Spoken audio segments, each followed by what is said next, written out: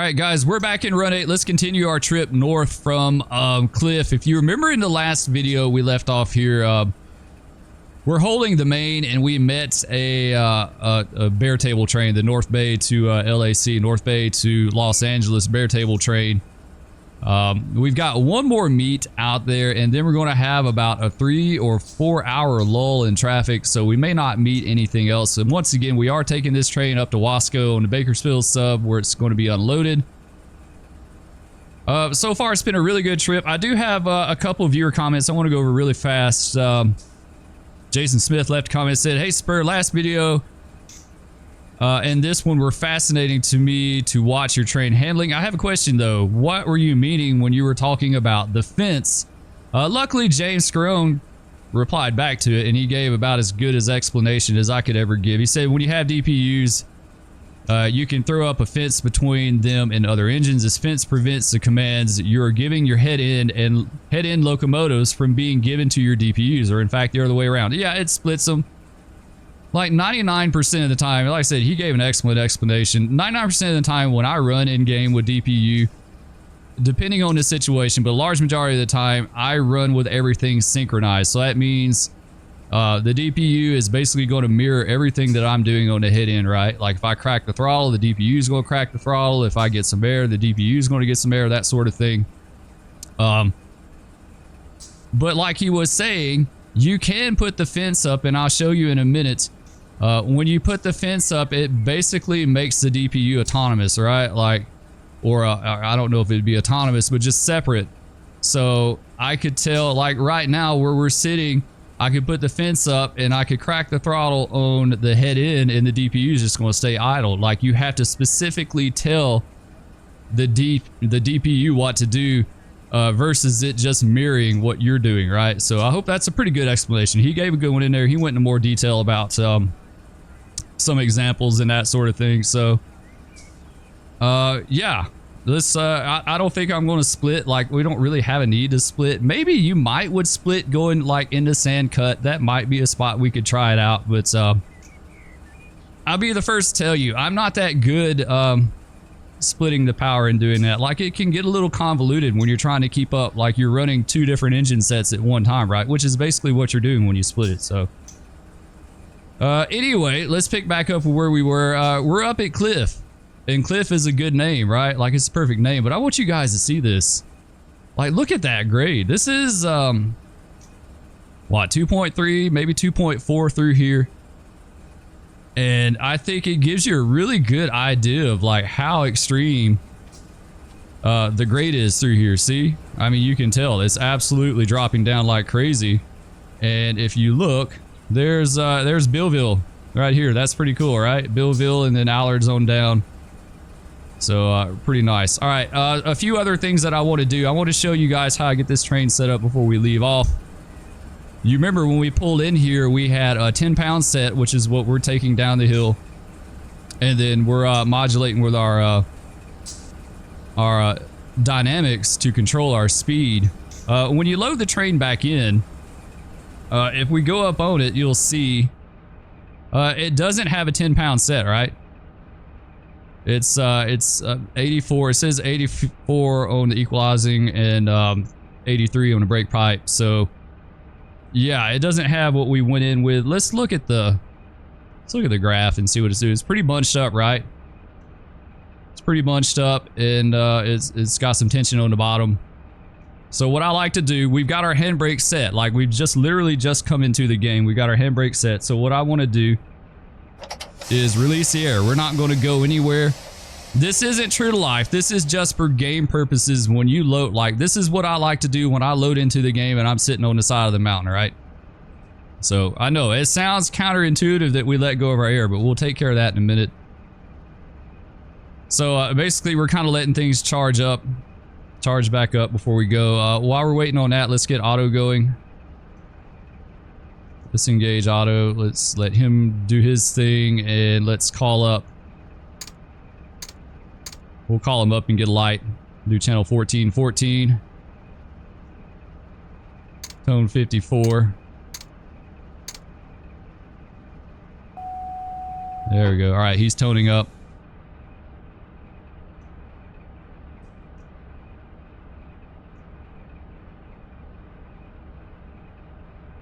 All right, request signal. He should get us a light.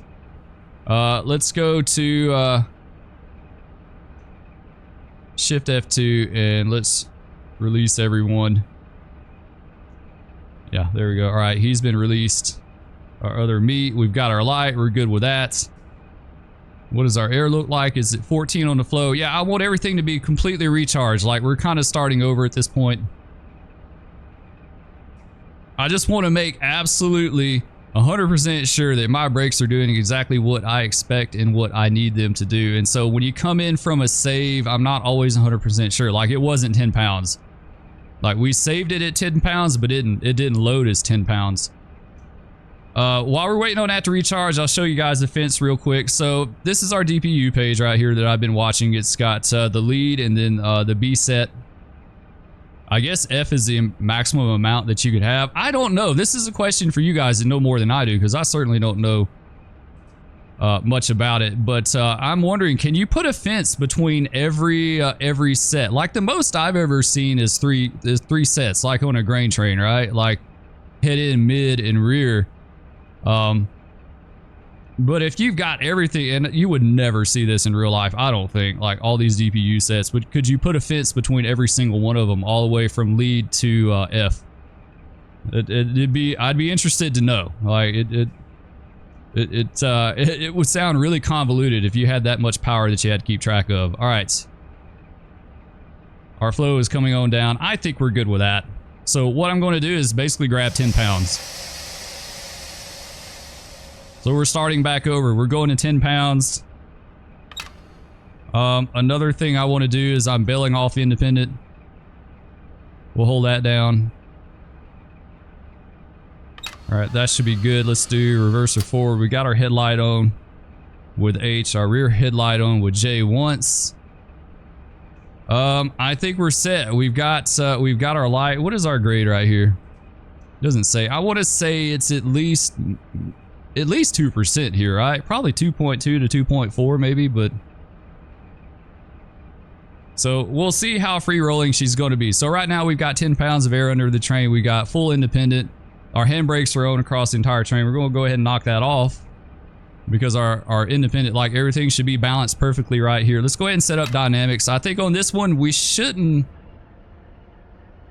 I don't think we're going to need to pull on it right here. I think we'll be good to go. So let's do it. Let's go ahead and ease out of the independent. Nice and easy. Let's get our window open for some AC too, right?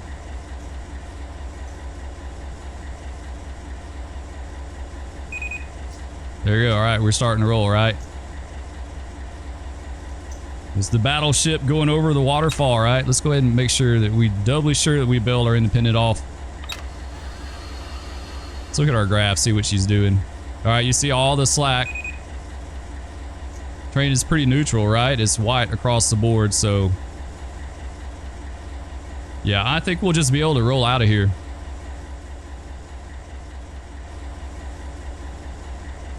It looks like it. Yeah, I think she'll be fine. Anyway, I hope those explanations are good for you guys. I know the guy that replied did a really good job on it. I don't consider myself a teacher. I don't consider myself a good teacher at all. So it's why I don't go into a lot of detail about this stuff. But yeah, we're just going to let her roll. She's pretty free rolling right here. We'll see what the grade is. 2%. Okay. I think it gets a little steeper over here, right? I think it gets pretty steep between Cliff and Billville.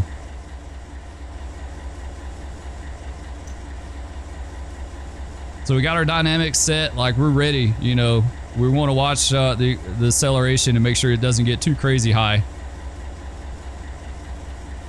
We might crack the dynamics just a little bit here. Got us a clear. Maximum speed is going to be 23 once again.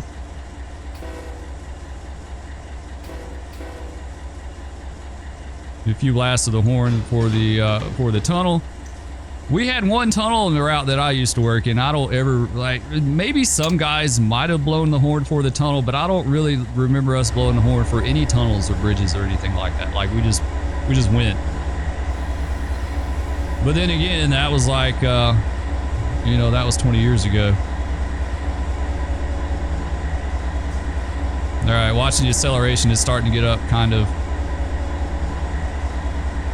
Go to B2.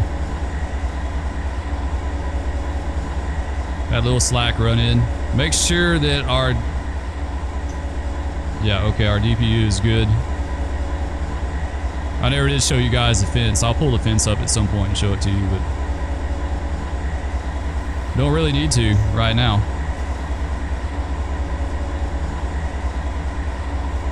All right, we know at this point, all the way down the mountain, we basically hung out around B4, right? Like sometimes it's B3, sometimes B5, but B4 is kind of the magic number that we're looking for.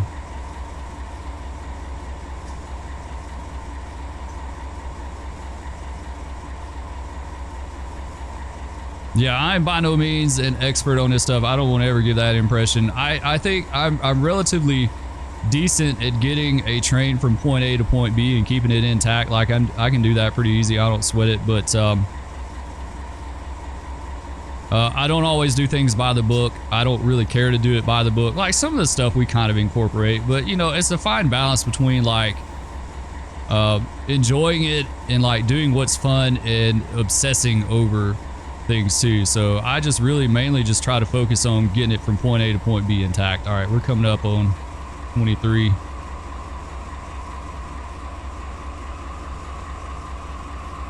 Let's get into it. It's 2.2 here. I want to say it gets a little steeper through here.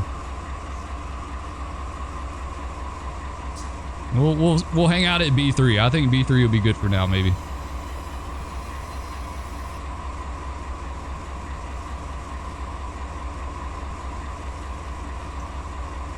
Yeah, that was a pretty good start. Just a little steeper than Cable crossover. You know, Cable, we pulled on it, but I just didn't. I guess we could have tried it and, you know, seeing if she would have free rolled out of there, but I just really kind of had the impression that we needed to pull on it a little bit.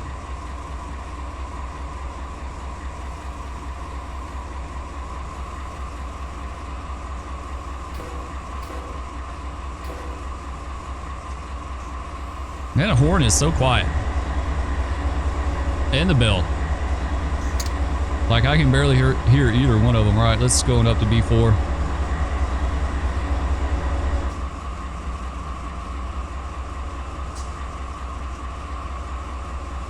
So far, so good though. We're intact.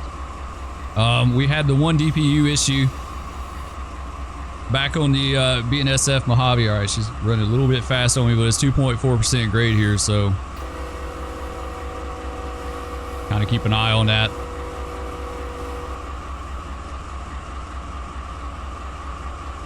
I think the biggest thing about taking these heavy trains down to Tehachapi is just concentration. Like you really need to focus on it, because if you take your eyes off the ball for just a little bit, things can get away from you. And it's hard to do in a game because you've got so many other distractions. Like I've got my phone, I've got TV, I've got all these things, you know, I'm talking to you guys.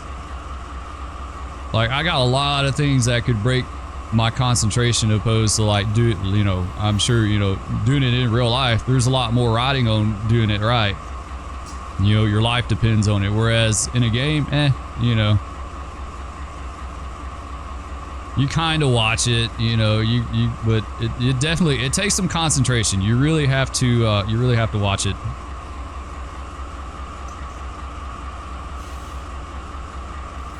All right, so as Billville, we had a clear.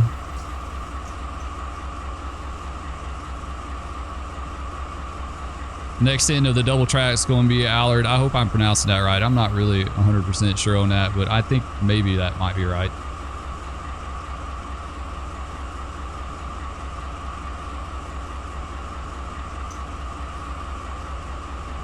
It's a fun train to run. It really just is. You just, like I said, you got to maintain your concentration if you want it to go well.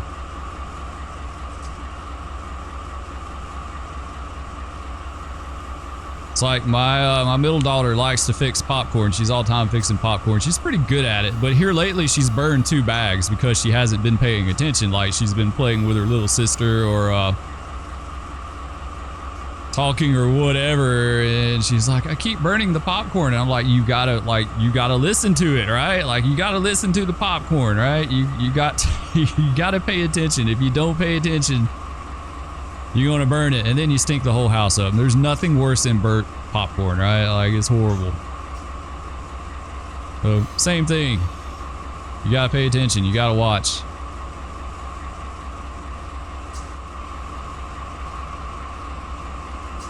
It's looking pretty good though. Good looking train. Good looking coal hoppers too. Good looking coal hoppers. I like it a lot. These are, I can't read the reporting marks on them, but there's some kind of private company reporting marks on it. TILX, I think. I don't think that's what they use on a real life Wasco train. It's some other kind of private reporting marks, but it's close enough, right? Those cars, like, they tend to float around to whoever needs them at the time. All right, we're going through crossover here. We do have another meet. It's got to be coming up sometime between now and Bakersfield, but we'll see. And then that'll be the last one for a while.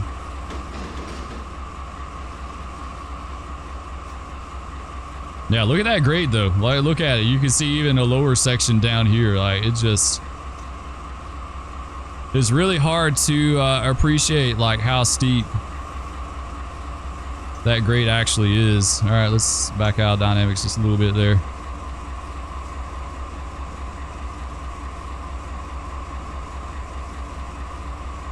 But yeah, talking about running and train handling and that sort of stuff, like I said, I don't do it by the book. You know, of course, by the book, they kind of discourage you using the air. I like using the air as much as I can because, like, it is kind of a lost art, right? Like, they want you to lean heavy on the dynamics and stuff like that and get away from using the air. But could you imagine running something that didn't have dynamic brakes? You got to think, there was a time where locomotives didn't have dynamics. A good example would be the GP7s. Let's go back to the Fitzgerald sub, right? In the Southeast, they had GP7s and GP16s. Neither one of those had dynamic brakes on them, and they ran those over the Fitz regularly on those 1% grades. So it was either air or nothing. It didn't care how, you know, it didn't matter how many locomotives you had behind you that might have dynamics. If your leader wasn't dynamic equipped, then you just used the air, and that was a regular thing. And I remember old heads telling stories about running trains over the Fitz or over the Lineville or whatever. 150 cars of, you know, pulpwood and sand and stuff like that, and using nothing but air because that's all they had. They didn't have dynamics. So I think that would be fun. That's why I lean on air. I just like the air. All right, we're still doing good here. I do. I think the art and the finesse of using air is kind of going away, right? I think it is. It's definitely an art form.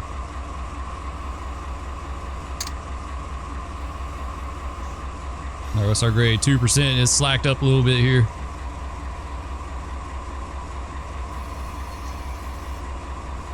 Yeah, this is a really good area to demonstrate how steep this grade is. Like I said, you can see it down there. We'll be down there in a little bit.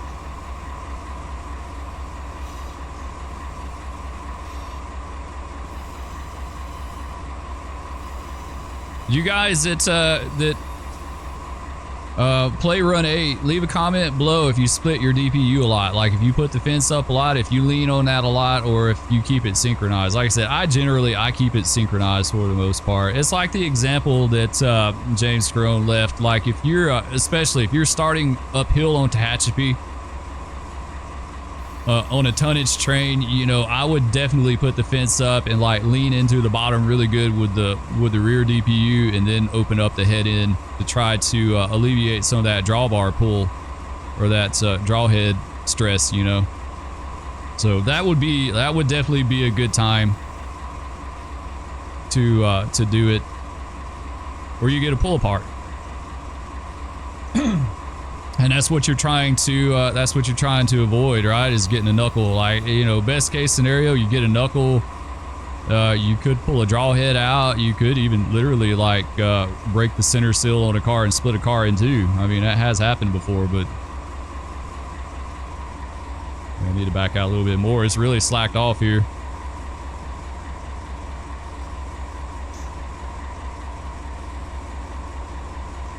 It's really something when you say a 1.97, like a 1.97% grade is really slacked off, right? But it's not 2.4.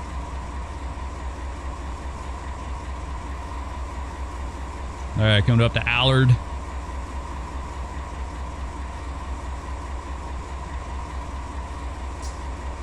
Let's back up to 2.2. We'll kind of ride with it a little bit here.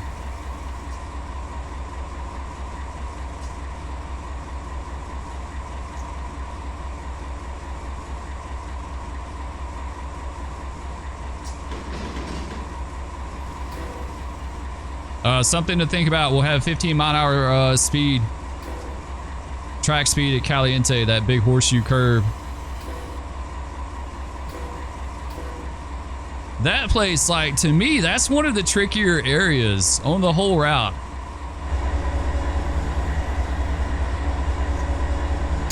To me, it's always kind of tricky when you having to find that point where you need to let go of your air, but you still need to stay in your dynamics, right? And that's kind of a tricky spot at Caliente, because I think it levels out for a little bit there. Like, your grade going into Caliente isn't nearly as steep, and then when you get at the bottom about that road crossing, it kind of levels out a little bit, and then it picks up downhill again. So you can see we got our advanced warning to our 15 here. We're going to keep going with it. I'm not going to start slowing up until about a half mile out. I mean, it's only from 23 to 15. It's not like it's a lot.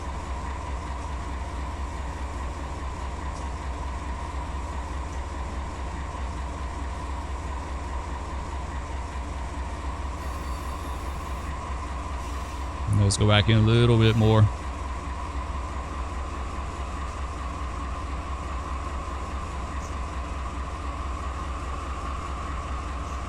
Want to get a little bit fast on us here. We got it though, as long as we're staying on top of it.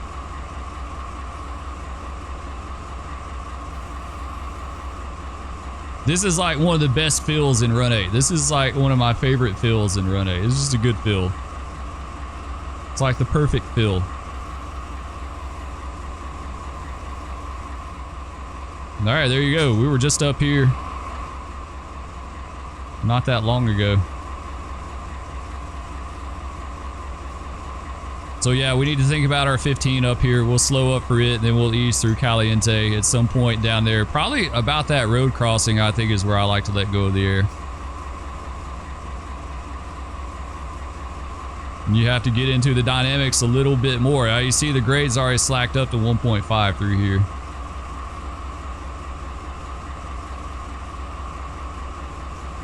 I want to say it stays like around 1.5 to Caliente. Like, it really starts to let up.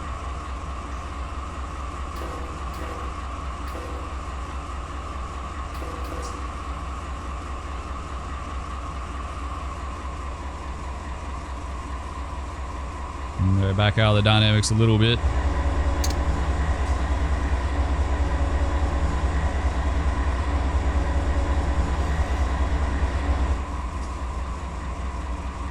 That's our grade 1.5 still. Yeah, we're fine.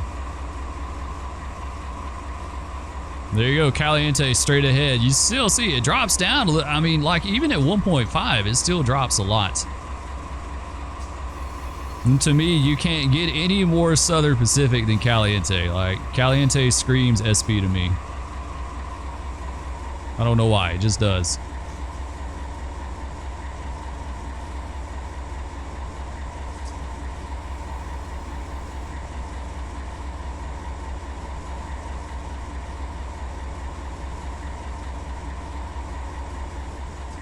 It'll be cool. Once we go around the horseshoe down here, we'll be able to see our bottom.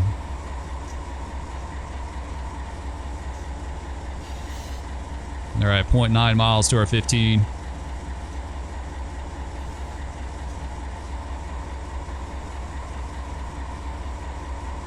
I said about 0.5 is when we're going to start slowing up for it.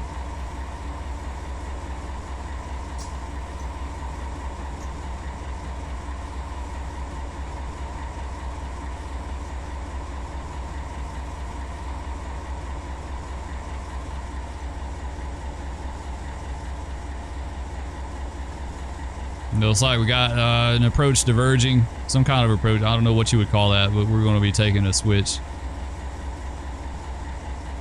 So we're going into the new double track. Let's see, Caliente used to be a siding, and then Illman used to be a siding too, right? And then they connected them together. I think they were separate back in the OG days of Run 8. You had the siding at Caliente, and then you have one down at Illman.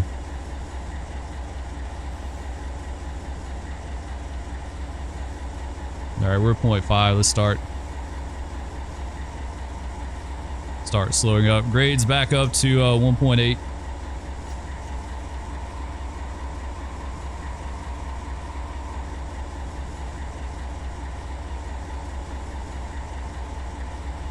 I'm just constantly going back and forth with the dynamics.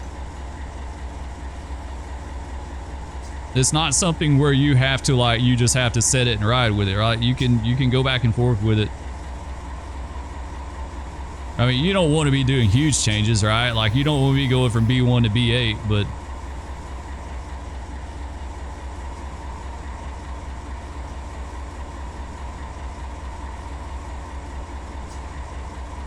I don't want to be doing 15 mile an hour a half mile out, right? Like, you want to minimize that as much as you can.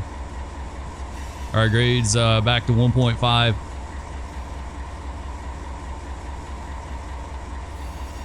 All right, there's our 15.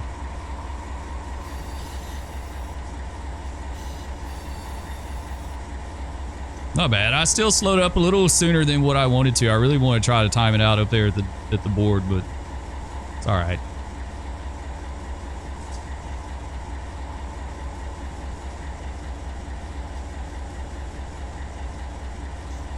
All right, still 1.5. I think it's going to start leveling out up here. I could be wrong, but I think it levels out up here. Ugh, I hate this 15 too, man. It's like an operational headache, right? I'm sure it was.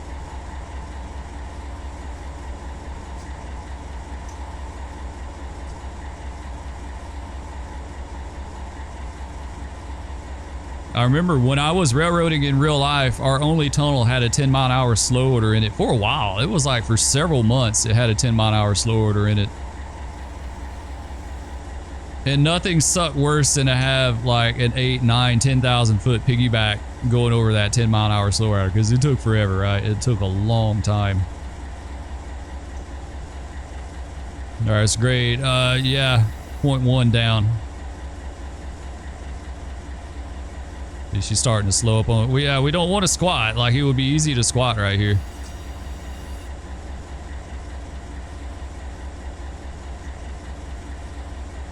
Watch her and see what she does. And right about now is where I need to let go of the air. Go ahead and do that.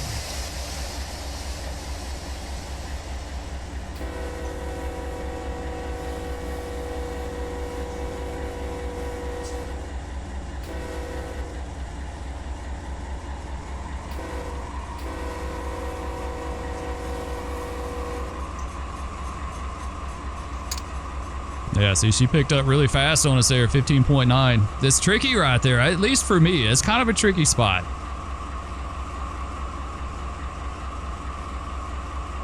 And you're blowing for the crossing. There's just like it's just a lot of stuff going on in that one little short distance.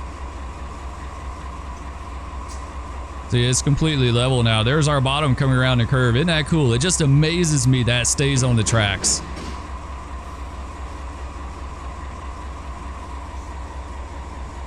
It really does. It fascinates me. You would think it would string line off of there so easy. There's our DPU.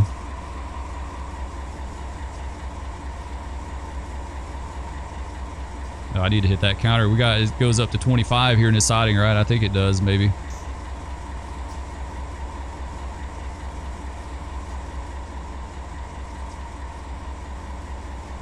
But yeah, there's our DPU. Pretty cool, right?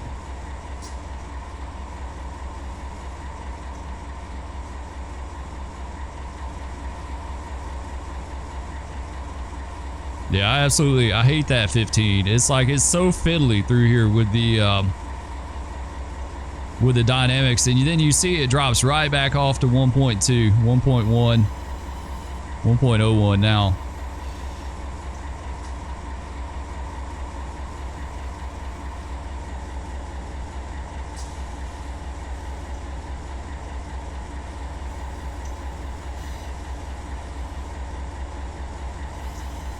Now, just making sure she doesn't want to drag on us or squat. I don't like, if she does, you know, you pull on it. It's not the end of the world. It's just more of a headache, right?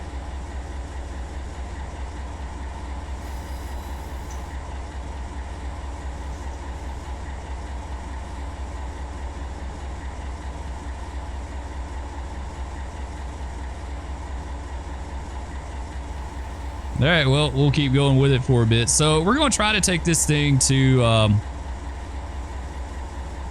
Bakersfield. We'll get it to Bakersfield, and then I think we'll leave off, and then the next video we'll pick up with the actual like coal ops where we cut our DPU off and we hang the EOT and we take the train to Wasco and we tie it down in the storage track, and then we'll probably come back light engine. I think that's what we're going to do. There's no sense in leaving that power up there because it's going to take them a while to unload that, and if I was on the power desk, I would not want my power sitting up there just like not doing anything.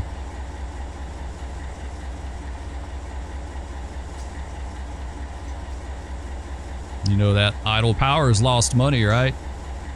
You got to keep it moving.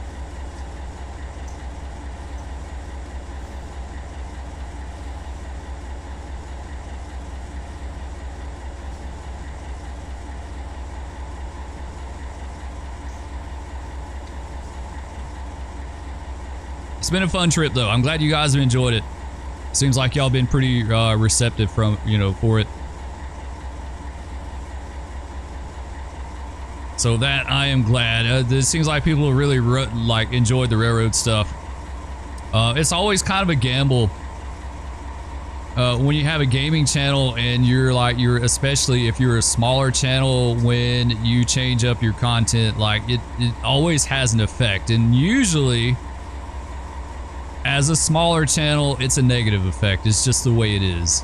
You know, case in point, like I did a ton of firefighting stuff early on. We've tried to, yeah, I need to stop talking and pay attention, Spur. Oh, it's up to 23 anyway. Never mind. Now it's 25, so we can let it go. We can kind of go with it a bit. But anyway, did a ton of firefighting stuff. I'm not done with firefighting. I did so much in the past. It's just nice to kind of do everything else. I have to be a variety gamer. I can't be one of those people that just keeps doing the same thing over and over. Like, we'll move on to something else after this. After this series, we'll play something else. We'll still do some railroad stuff, but we'll play something else. But variety gamers, like, you build an audience off that firefighting stuff, and then when I change the content, it has an effect, right? Like, your return viewers always drops down because they don't want to watch railroading stuff. They want to watch firefighting stuff. And I totally get that. Like, I'm not knocking anyone for that. It's just the way it is, right? But I can't. Oh, there's our meat. I think this is Stockton to Willow Springs Z-Train. But for me to enjoy this and do this in the long term, I have to do a variety of games. I can't be one of those people that just does the same. Then there's people out there that do that, right? Like, there's people out there that only do GTA stuff, like GTA exclusive, or look at Fly Daily has done nothing but War Thunder. I think he may have branched off a little bit lately, but he's got reefers in there too. That's cool. Anyway, he literally did nothing but War Thunder for years and years and years, and I can't do that. I would lose interest. Like, I would totally lose interest if I couldn't. But that's the downside of being a variety gamer, is that it hurts you, like, in the long run. Or I won't say in the long run, but in the short term, it hurts your channel. Like, every time you change up content, it hurts your channel a little bit. Like I see an effect, and 99% of the time, it's a bit of a negative effect. You know, it's not like you could change up your content and do a completely different game and be like, oh yeah, it's gonna blow up now. I mean, I guess it could happen if you're lucky, but every time I've changed content, it's always had a little bit of a negative effect. So, and it's something that you kind of have to, like, you know, power through to see some growth. So either way, long story short is that I'm glad you guys are enjoying it. Like that's really important to me. That, man, it's so stuttery down here for some reason. I don't know why.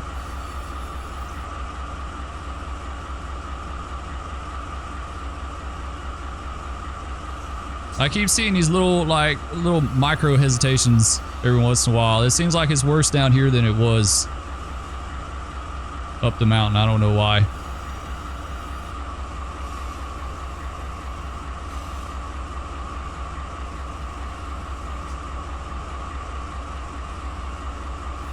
And then going back to like the whole variety gaming thing, I truly think, like, in the long term, a variety, like, at some point it's not going to affect you as much. Like, everything with a small channel, and you guys that have small channels probably know this, it's like every effect that you see on a small channel is like multiplied. Like, it's so drastic because it is a small channel. Like, the littlest thing can have a big effect.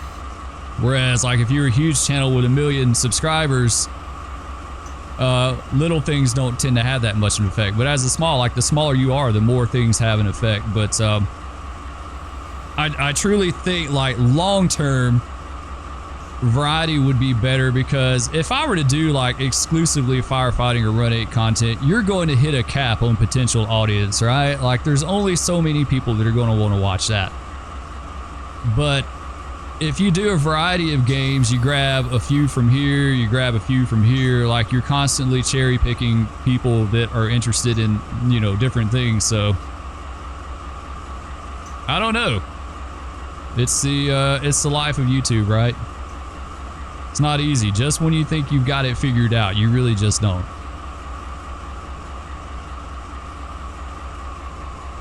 Anyway, so far so good. We'll get up here to Illman.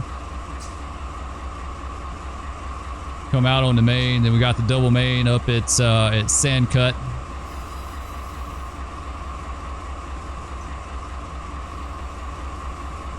I think because of this stuttering,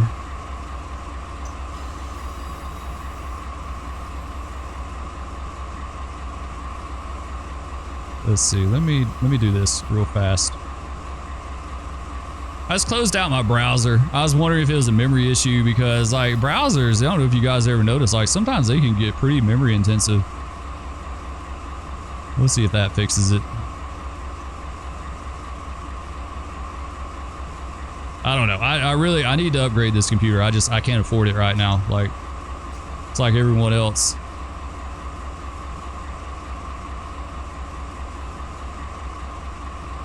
And while YouTube pays me a little money, it pays me nowhere near enough to upgrade. I wish it did. Wish it did. Maybe one of these days.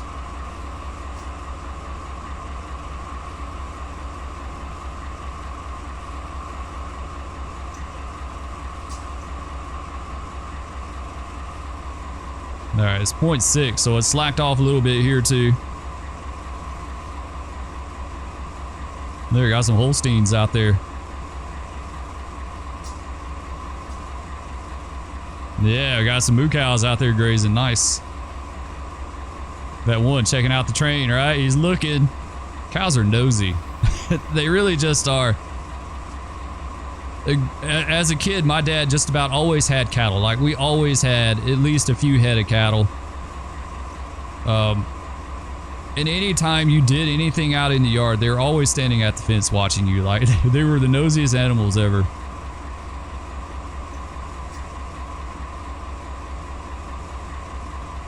My mom always made pets out of them, so we never actually got to eat one, though we had a lot of people that did, because usually what we would do is, like, Dad would raise cattle and then he would sell them to individuals.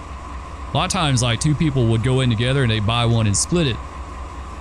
And these were like 100% all natural, you know, grass fed, you know, grain, like everything. Like they were beautiful. They're always beautiful and really fat. And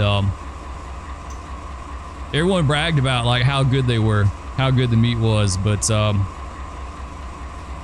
we never got to enjoy it. Never did. They're always pets. I guess when they, you know, when they're hanging out and across the road in front of your house and they're just standing there staring at you, it's kind of hard not to make them a pet. But there's a great 1%. I think once we clear the switch and we get on the main down here, it goes up.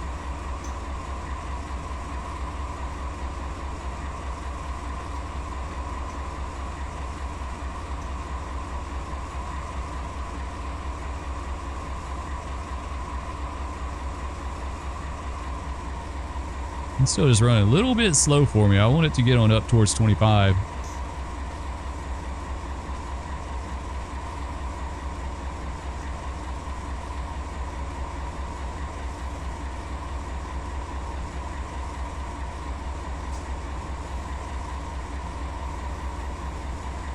All right, we're coming up to Illman now. Should be just right up here, right? Yeah, it's around the curve there. Got to clear. All right, so we're good on that.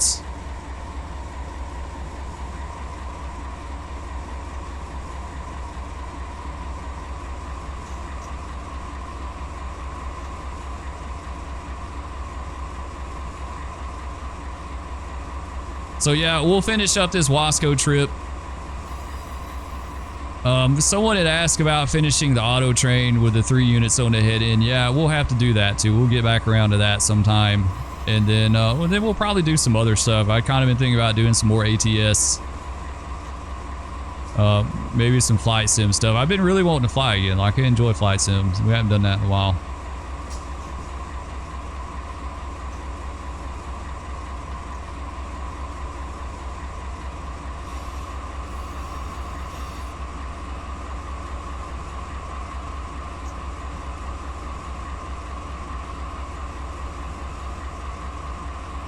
All right, it's back up to 1.2.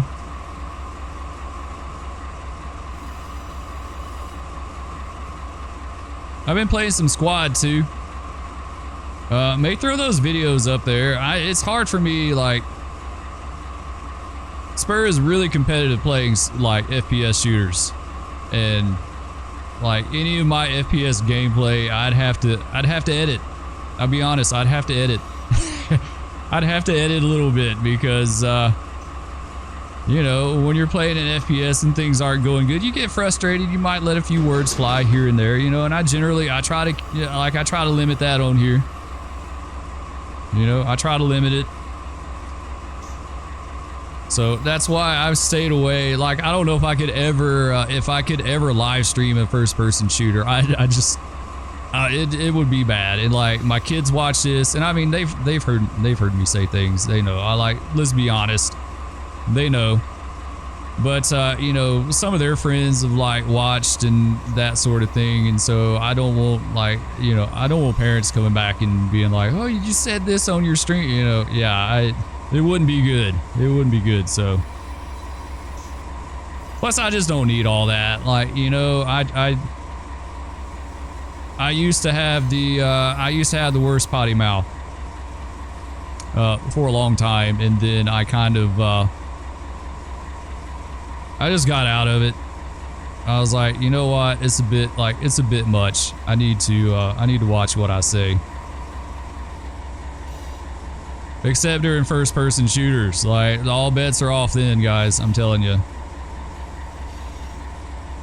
But any of you that play those, you know, you feel the pain, like, you know, right? All right, let's clear that switch, and then we can kind of open it up and let it go.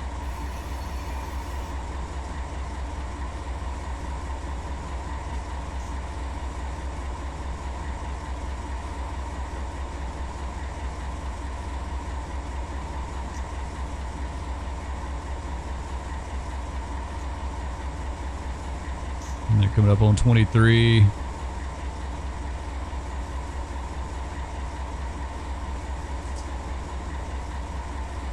Got a little over 1,000 feet left to clear.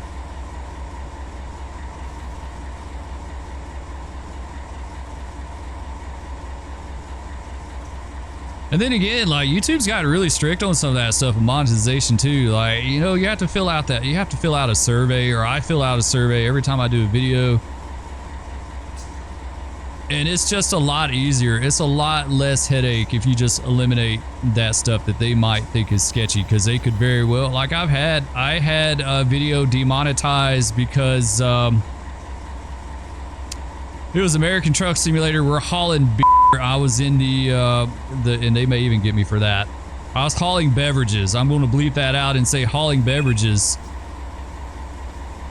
in the Smoky and Abandoned tractor trailer, right? Like, I don't know. It was ridiculous, but yeah, I got demonetized over that. I appealed it and won, but yeah, see, I'm going to bleep that word out or cut it out, because I don't know. Like, it's hard to say this day and time, you know, and so it's a lot easier to just like eliminate that headache and not have to worry about it. I think here lately, like, I learned a hard lesson that you got to turn, like, any game music you might have, you better turn that stuff off, because you're going to get popped every time. Like, I've gotten more warnings and stuff like that over game music than anything else.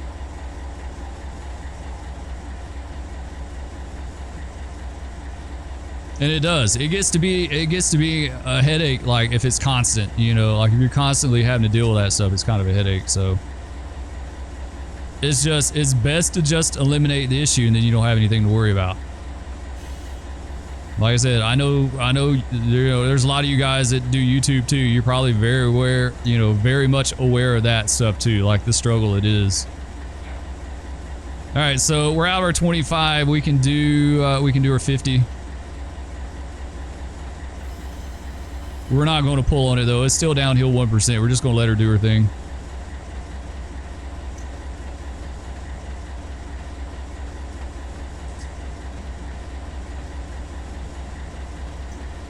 Yeah, she's already gained up to 30.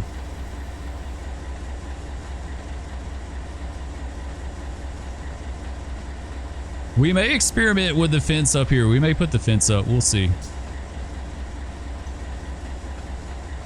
Because I know, like, we have to climb up through Sand Cut, and then I want to say it comes right back down, right?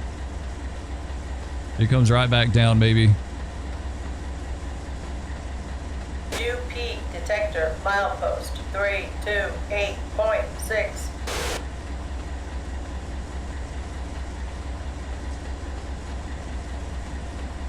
All right, see if we clear this DD.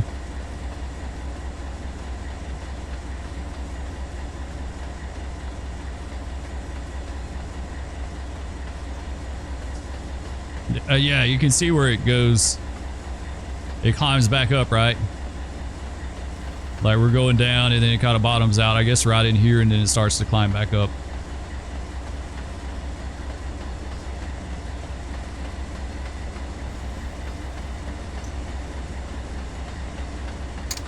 There, hit that alerter. Got it clear.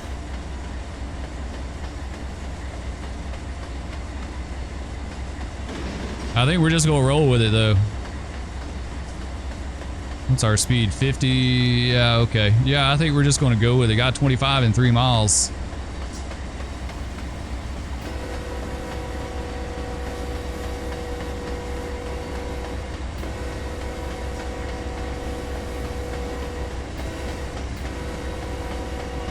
Yeah, she's downhill pretty good through here actually.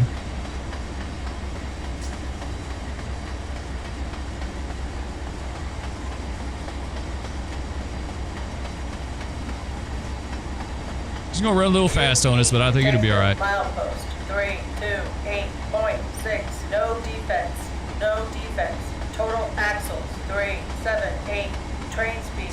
Now our approach diverging, so we're gonna be going through that crossover up here. Temperature 66 degrees. UP detector out.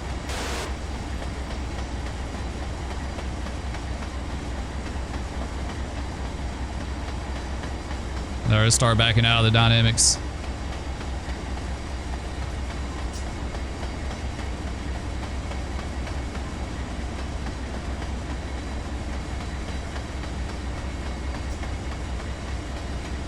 We'll have to start pulling on it a little bit.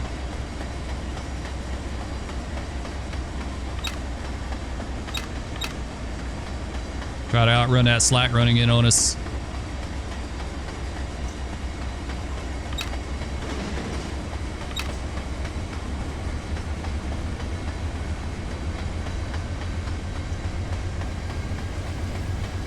.25 and 1.6. Yeah, this is kind of a busy area right here.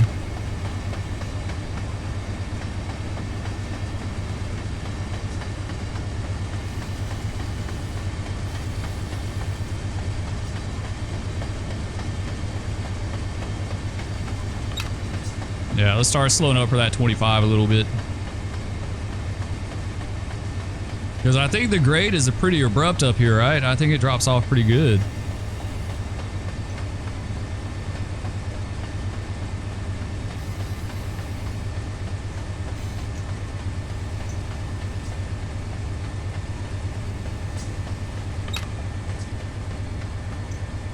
See, we finally had some good momentum going, and then we gotta slow up.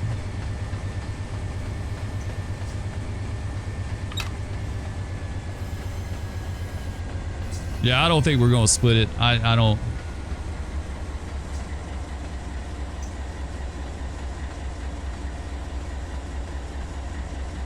It's our grade still flat. I want to say it drops off right up here.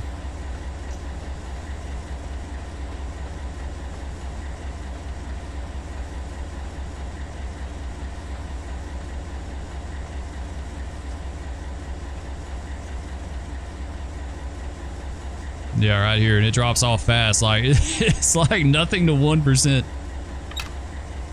There's our 25. We got a, what is that? Diverging clear? Yeah, diverging clear up here.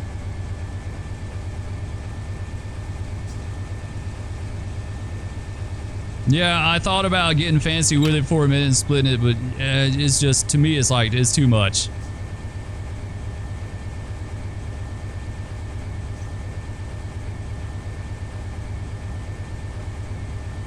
Especially not being that good at it and having to deal with this 25 crossover up here. If we didn't have to deal with it, maybe, but...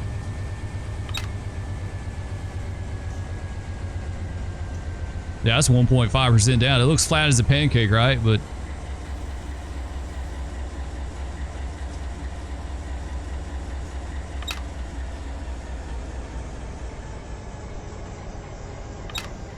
let's go to idle. We'll set up the dynamics.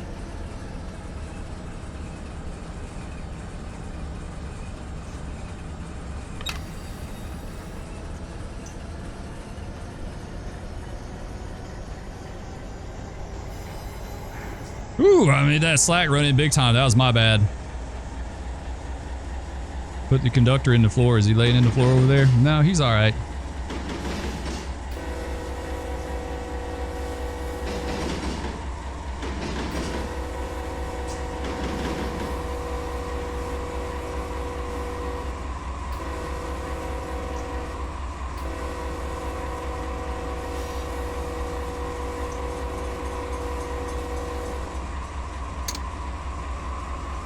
Alright, start getting into them.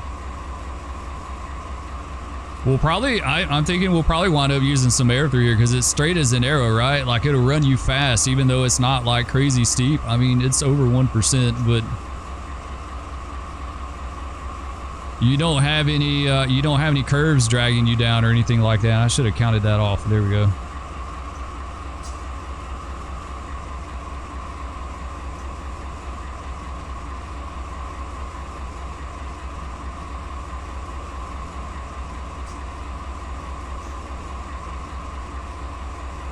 Yeah, it should run you pretty fast through here with it being so straight and downhill.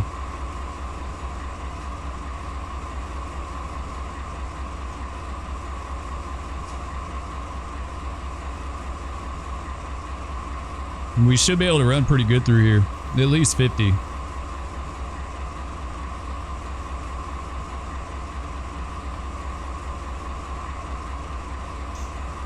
All right, got another clear.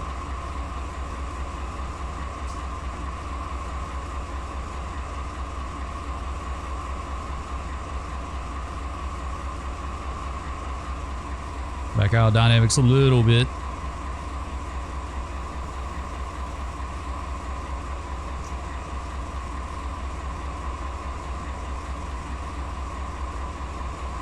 Yeah, sand cut to me is kind of a tricky spot. It's a little bit of a tricky spot because you're going down into it and then it's like right back up and then it's right back down. Like it's a tricky spot, at least to me. Like I said, but I'm nowhere near like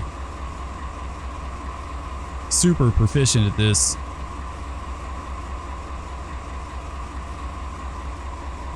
I just get us from point A to point B intact. You might be beat up a little bit, you know, but it's better than putting them on the ground.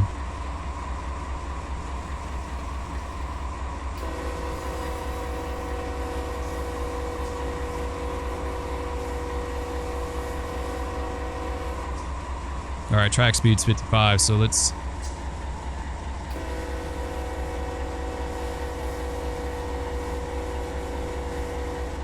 I started that counter late.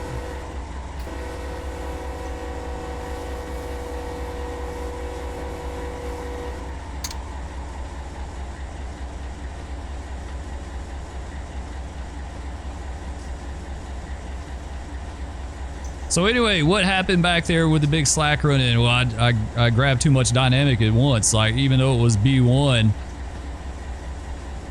I pretty much went just straight to B1, and it was very quick and very abrupt. And so, you know, with a heavy coal train, like, you got a lot of weight back there.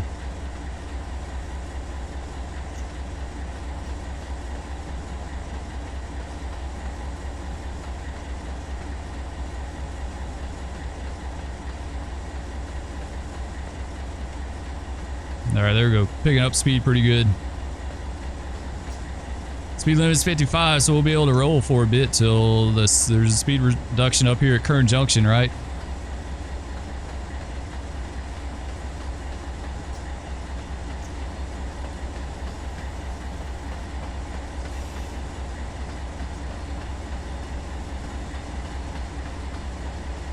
So I think what we'll do is we'll grab some air.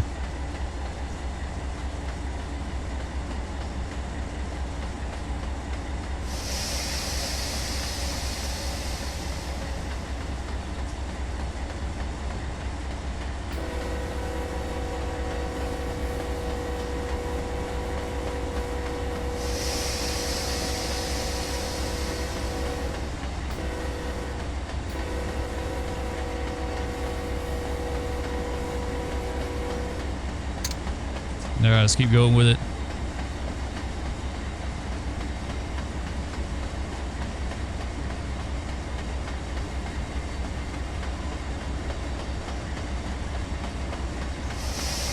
Let's go ahead and get 10. Lessens our chance of getting stuck brakes, all right? We don't want that.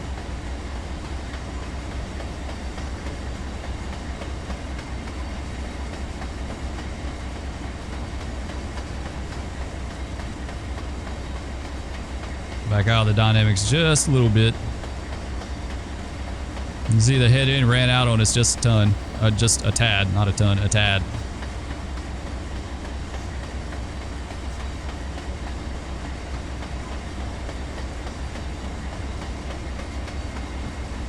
It's our grade 1.2.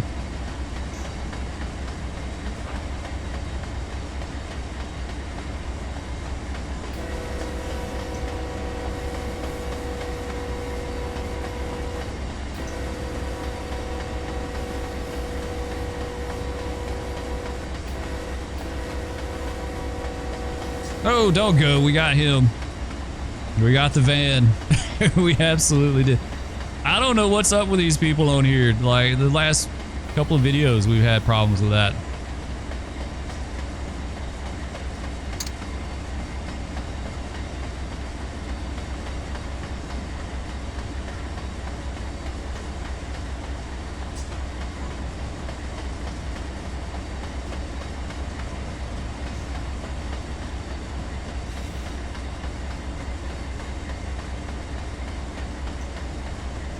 We can take it out of dynamics, kind of. We're in dynamics, we're just not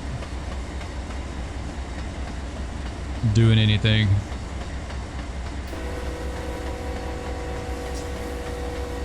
We want to drag down a little bit on us.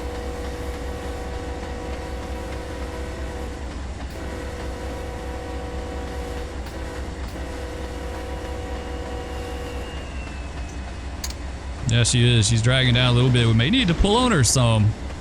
I don't know. It's going back up to 1.15. There's a little knot right there to slow us down.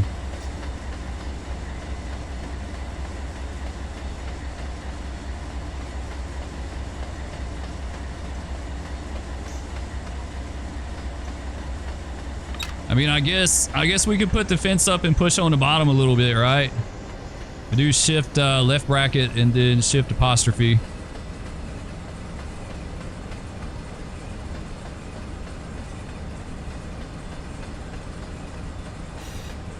So there you go. You see the green line right there? That's the fence, and we're in one on the bottom. We're idle on the head end.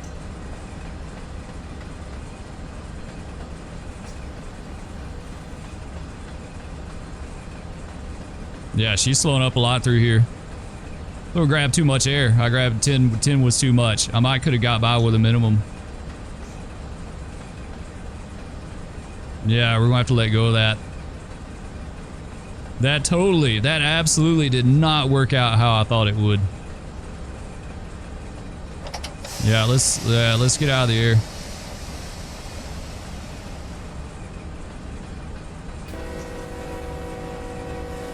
Yeah, got too much. Like you won't ever, you won't know until you try it, right? Like you won't know. 10 was too much.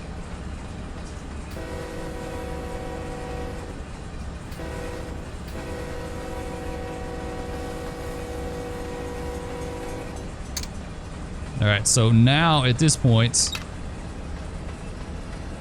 let's put the head in dynamics, right?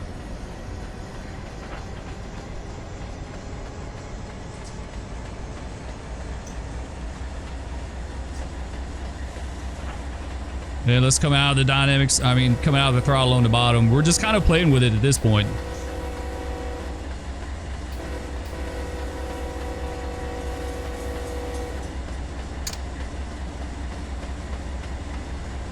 Now back to the head end. B2 on the bottom, N2 on the, or I mean B2 on the head end, N2 on the bottom. Like you see, it's already confusing me. Like it's literally already confusing me. All right, let's take the bottom to idle.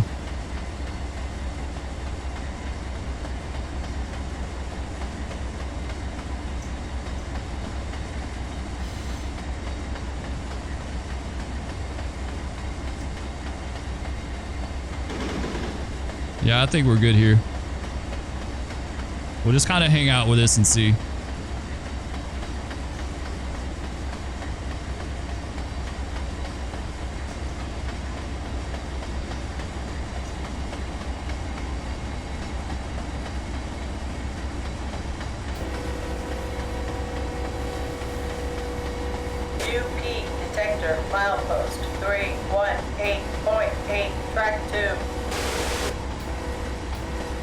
Now she's running fast again. I feel like I'm going to grab some air.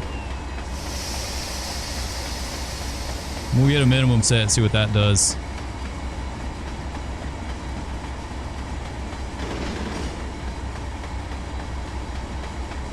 We got our 20 and 2.8, so it may work out actually for that.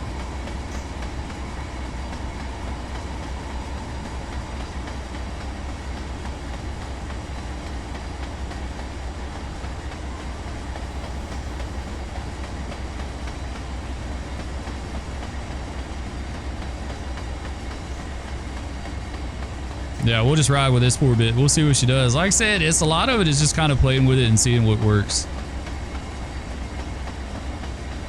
This has definitely been a stretch where I absolutely kind of misjudged it.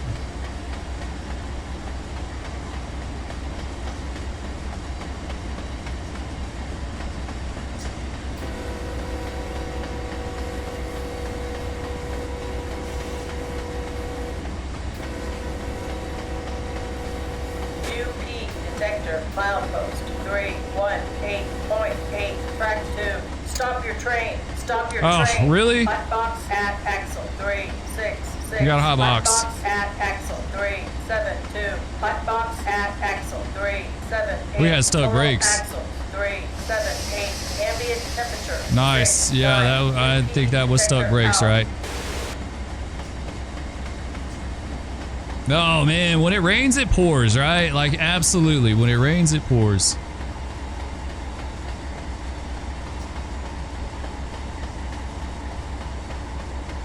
This is going to take us a while to stop too. Like, we're rolling pretty good. 366, 372, 378. Let's look at it and see what it looks like here. Yeah, you can't see it because the brakes are set up pretty good, but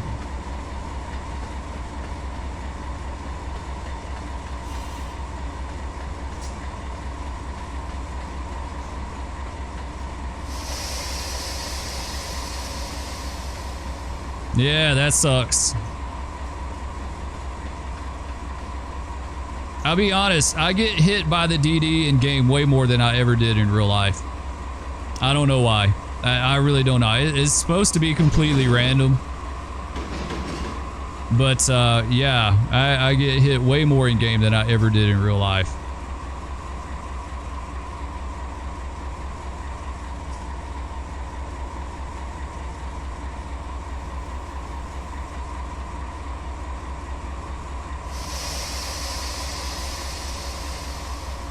All right, well, anyway, when you get hit with a DD, and this is something we never really talked about before, I don't think I ever mentioned, like, you just bring it to a control stop. Like, don't go into emergency, don't do any, just bring it to a nice, easy control stop, right? Like, it's not a big deal. Just get it stopped and then, you know, do your thing.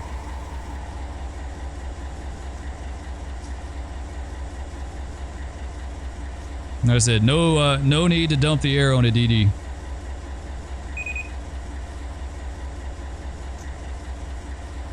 There we go. All right, let's do our independent.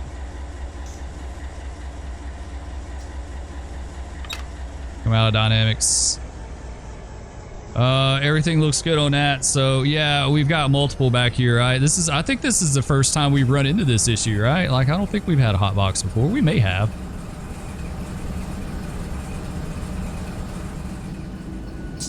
Put up tags. We'll just look for it this way. I'm not going to like calculate this stuff and figure out where it's at. I mean, that's what you would do in real life, but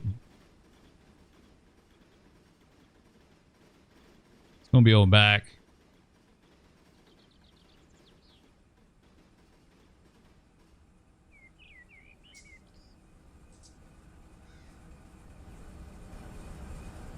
That's the power. Nice. Okay. The DPU. I totally did that then. Yeah, it is. Look at them. Look at them smoking. Man, yeah, they are. I wonder,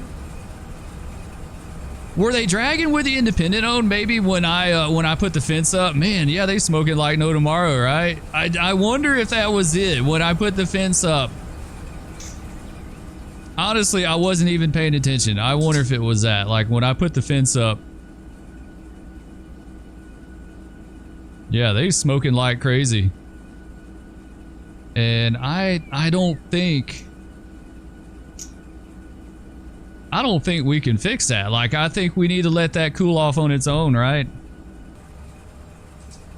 All right, so our brakes have cooled down. Yeah, it's exactly why I don't like messing with the fence. I think I totally did that. I think the independent may have applied on these somehow, and either I didn't bell it off or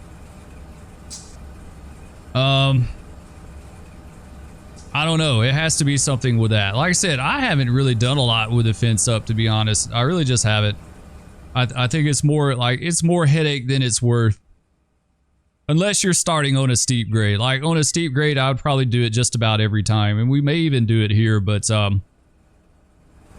I totally did that. I totally did that somehow. Probably, maybe I set the brakes up and let's see, the DPU was in idle. The head end was in dynamic, or the DPU was pushing and the head end was in dynamic. So the dynamic like actuated the locomotive brakes, but maybe the rear didn't. It has to be something to do with that. Honestly, I wasn't paying attention. Either way, it's fixed now, so we're good to go. Let's hop back in and we'll get situated. We'll blast off.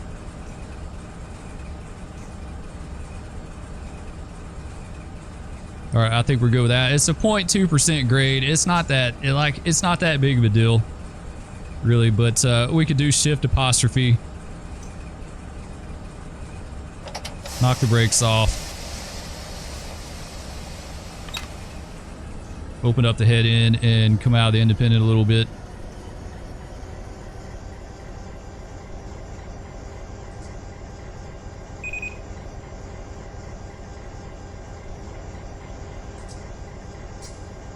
There we go. All right, we're good.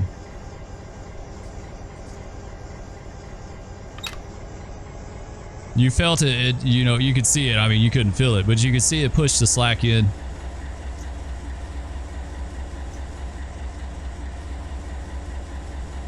There we go. We're blasting off. Easy grade right here. Like, we probably could have definitely kept them synchronized and it wouldn't have been a problem here at all, but just to kind of show, like, you could do something like that. You don't want to push on it too much. Like, you don't want to have a crazy amount of amps on the bottom pushing and not doing much on the head end, because then you could, like, I don't know if you could in game or not. Like, if something would come off the tracks, maybe. I don't know if you could lift a car or not, to be honest.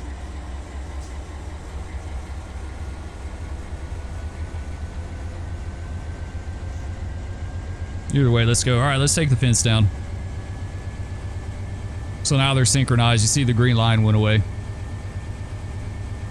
Like I said, I am not a DPU guy. You know, I'm more of an old school East Coast person. You know, when I railroaded, DPUs weren't even a thing. Like, we would have laughed if you told us we would be using DPUs in 20 years. But I'm not a DPU guy. I'm not a West Coast guy. Like, I just don't know it. I really just don't. All right, come up to number 4. We got the 20 and 5, so yeah, we're good with this actually.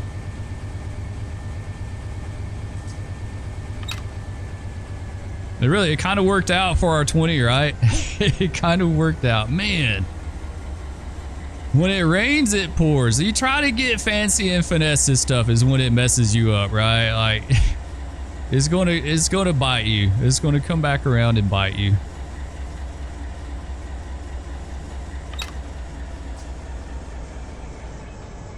This is why I like KISS, you know, the whole KISS philosophy. You can't go wrong with KISS. At least for me, you can't go wrong with KISS. But at least we had some excitement.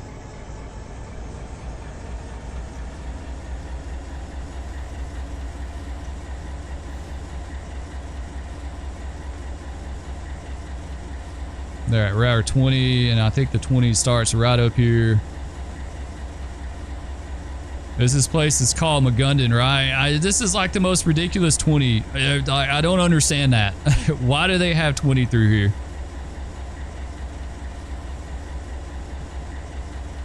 Yeah, I don't know. I have no idea. I have no idea. Let's hurry up and get up here to Bakersfield. We'll tie this thing down.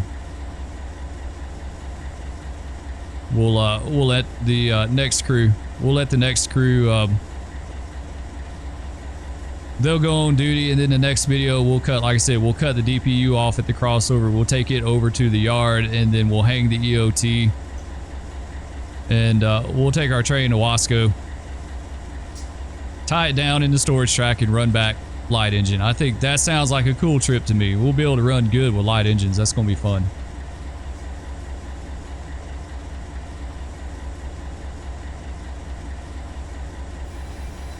All right, looks like we got a approach diverging at Magundon. Little yard up here. Yeah, I don't get the 20. Like, I get a speed going through the turnout up there, but I don't understand why they have a 20 here. You know, sometimes railroads do stuff that just doesn't make sense. Like, you don't know. Or maybe there's a bigger picture that I don't see. They're a little bit downhill through here.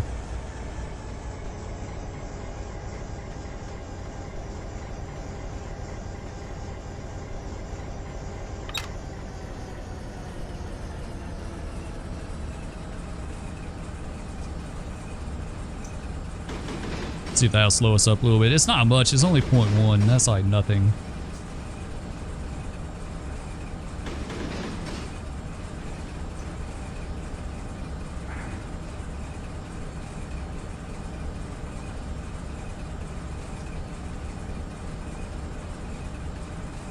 Looks like some local power sitting over here.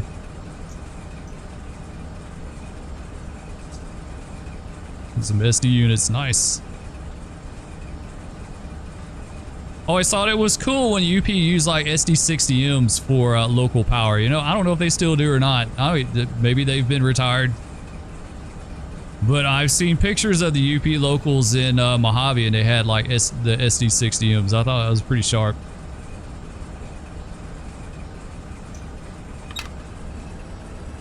All right, let's go into dynamics.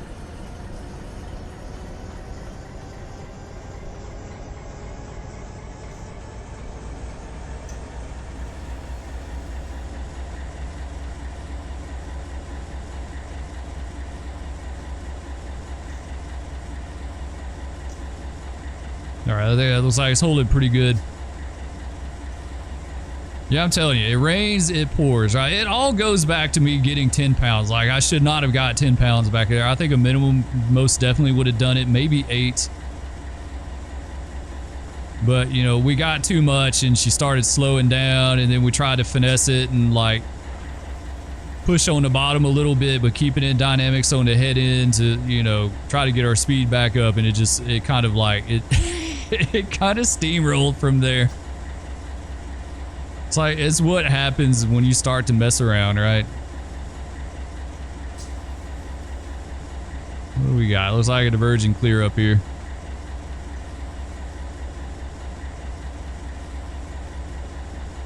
I think for you West Coast guys that are really familiar with it, all these road crossings up here in Bakersfield, is that a quiet zone? I kind of thought I saw somewhere that was a quiet zone, but I'm not sure on that. I think maybe.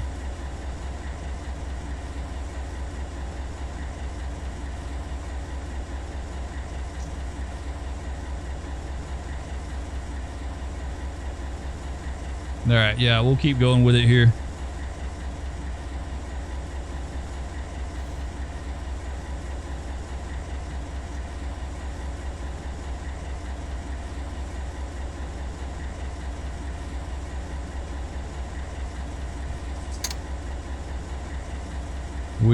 We may have to pull on it again.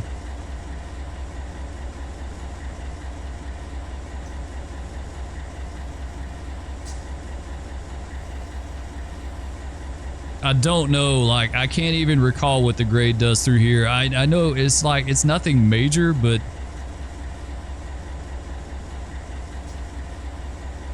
it seems like it undulates a little bit through here.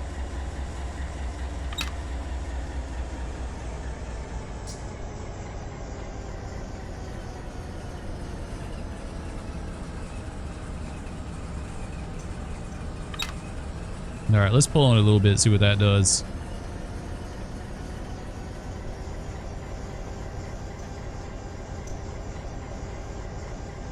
Yeah, I'm kind of wondering, like, I'm wondering if I could have got a minimum through there and just rode that, and then when we come up to the 20 and we really have to slow down from like 50 to 20, then you could have got the full 10 at that point and slowed it down, and then probably would have been much better.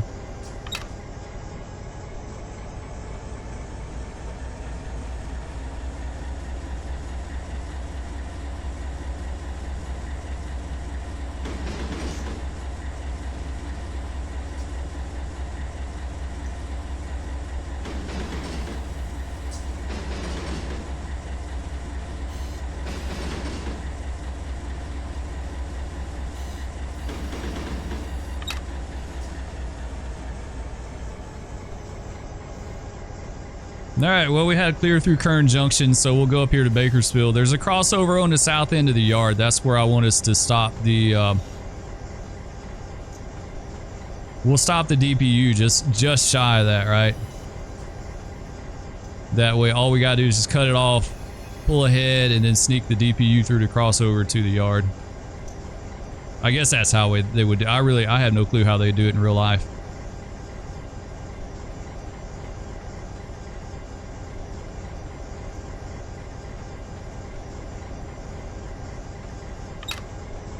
Looks like it's pretty flat through here.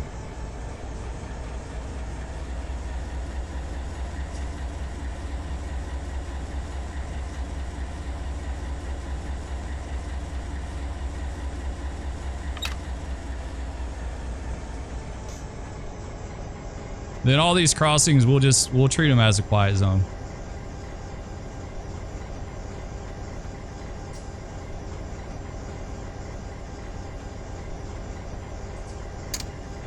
We'll just do the bell. You can't even hardly hear the bell.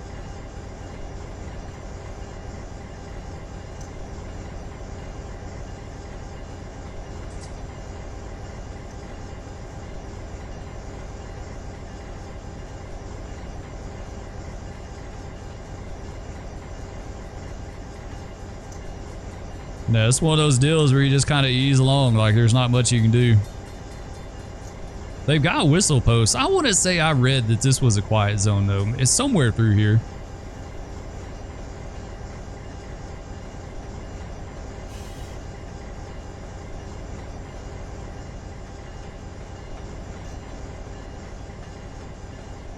Nice car dealership.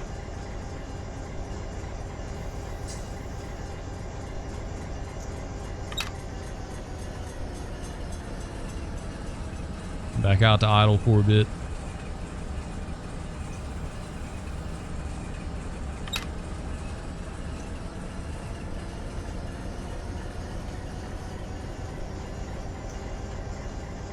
That looks like another hand throw. Yeah, it is an Amtrak up here on the right.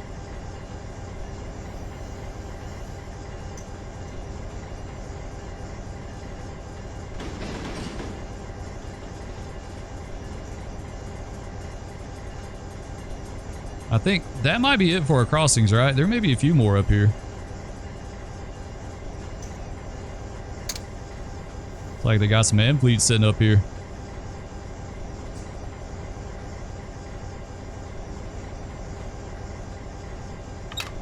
Rate 0.15 down, a little bit downhill.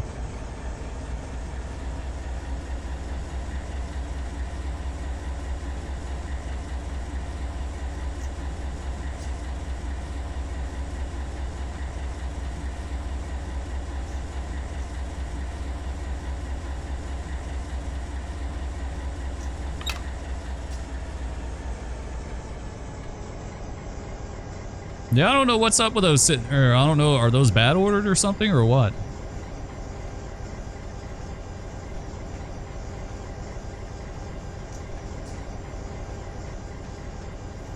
Yeah, I don't know. Pull these tags down. We control F8 for those that don't know. Control F8 does your tags.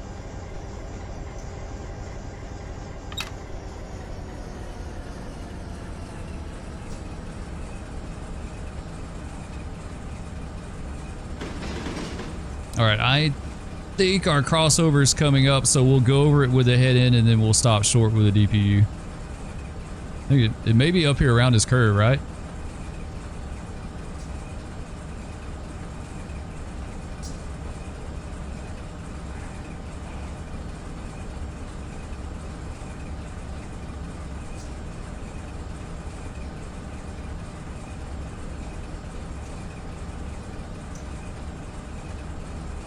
All right, there's the Bakersfield Amtrak there. Pretty nice.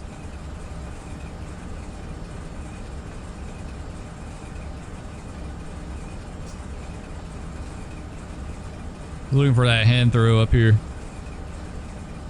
Yeah, okay, that's it right there. Yeah, that's it right there. All right.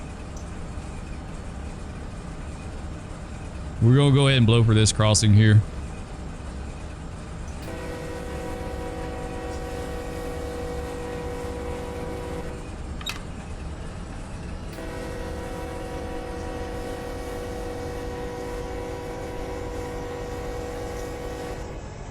This could be the quiet zone right here. Like I said, I don't know. Now you go back through that timetable. It could be completely different now too. Like that stuff changes with the wind, right?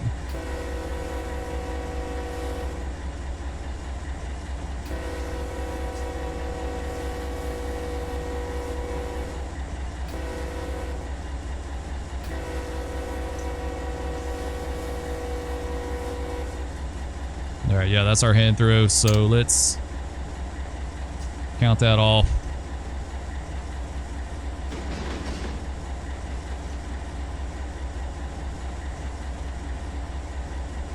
We'll go up here and stop. We'll tie it down. We won't do all the shuffling and stuff. That'll be the next video. think that'll be a good one. This is going to be kind of a long one today. It didn't help my stuck brakes.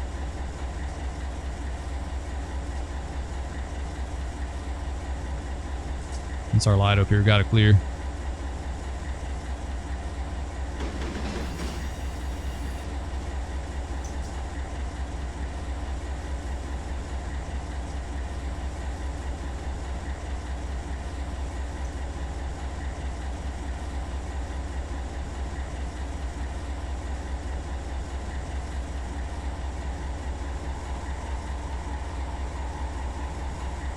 We'll go back there and look in a minute. We'll make sure we spot it up right.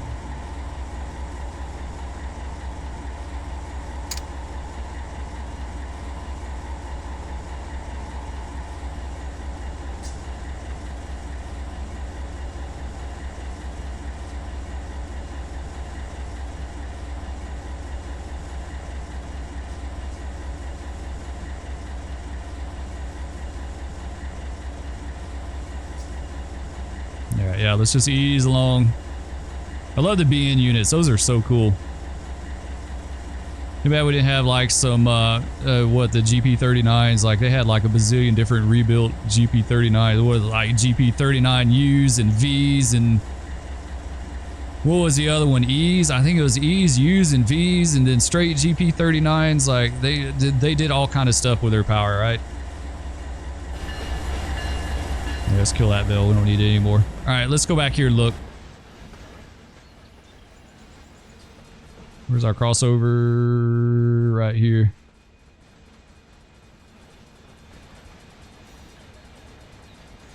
May see about stopping shy of this crossing here. Actually, that might be good.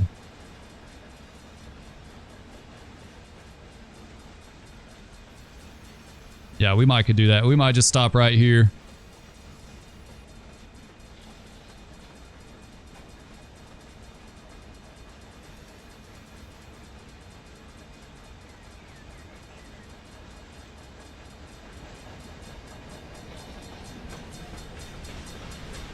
Yeah, those are sharp. I like these coal hoppers. They look really good.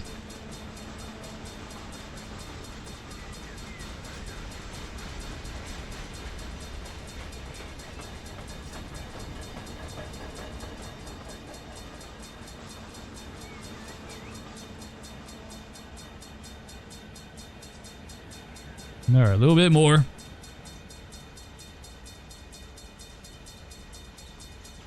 These people are gonna be mad right here. I'm telling you, they're gonna be cussing you. I always used to hate, protecting crossings that were blocked. Man, you get cussed out and flipped out, like flipped off so many times. It's, it's not even funny. People get upset real fast.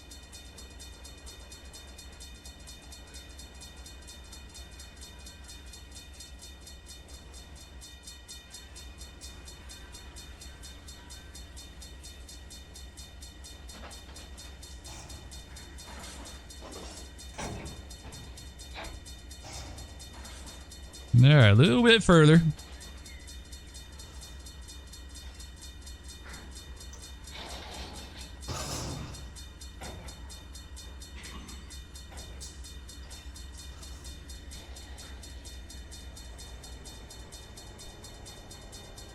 About 3 more.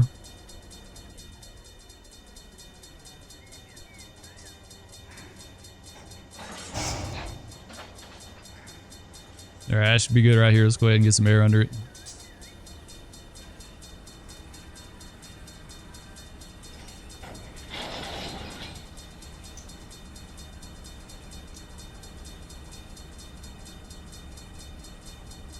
There we go. That's good. All right, so yeah, next video, what we'll do is we'll come in here, we'll cut this off. We'll cut the train off. We'll leave the DPU right here. We'll pull the train ahead past this crossover. We'll run the DPU through the crossover and over into the yard here, and we'll rehang our EOT. We'll do all the things, and then we'll just take it up there with 4 units. I think that's what they do in real life. There's no need in taking all these DPU up there, right? Like, it's really flat. Won't need it. So, yeah, I think that's going to be the plan. Anyway, that's going to do it for this one, guys. Like, this has been kind of action-packed. We've had all kind of stuff going on. Love all of you. Thank you so much for watching, and we'll catch you on the rails next time. Peace. powerful. I don't think. Oh, what was that? Oh, it was horrible. Slam on the brakes. If you're not sitting down, you are now. What? No, big cat, no. Stop. Oh, no. No, kitty, go. No.